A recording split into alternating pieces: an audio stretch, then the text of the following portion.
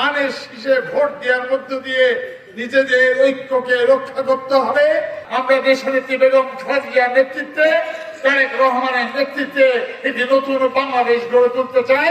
আগামী নির্বাচনে এ অঞ্চলের মানুষ, এ অঞ্চলের কামার কুমার, জেলে তাঁতি, কৃষক, ক্ষেত্রমজুর যারা দীর্ঘ 17 বছর সংগ্রামের মধ্য দিয়ে একটি স্বৈরাচার মুক্ত বাংলাদেশ গড়ে তোলার স্বপ্ন দেখেছিলেন, আগামী ফেব্রুয়ারিতে নির্বাচনের মধ্য দিয়ে সেই গণতান্ত্রিক বাংলাদেশ আমরা গড়ে তুলতে চাই।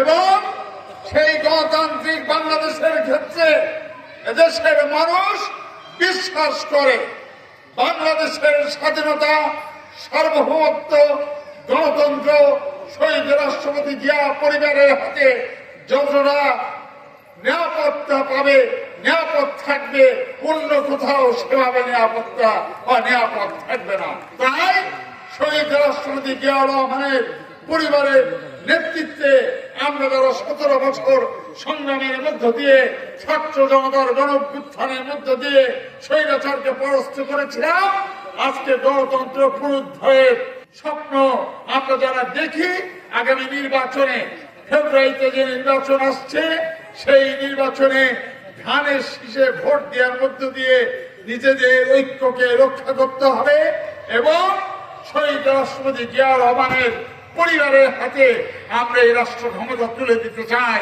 এই কারণে যে জনগণের কাঙ্ক্ষিত স্বপ্ন, ভারতীয় আধিপত্যবাদের বিরুদ্ধে আমাদের যে সংগ্রাম, সেই সংগ্রামে চূড়ান্ত বিজয়ের একমাত্র পথ হলো এবং ভরসার জায়গা হলো শহীদ রাষ্ট্রপতি জিয়া রহমানের পরিবার।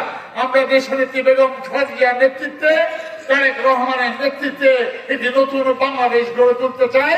যে বাংলাদেশ গড়ে তোলার স্বপ্ন আমরা দেখি, ৭১-এর মুক্তিযুদ্ধ এবং জুলাইয়ের গণঅভ্যুত্থান এবং তারেক রহমান ঘোষিত ৩১ দফা রাষ্ট্র মেরামত কর্মসূচির মধ্য দিয়ে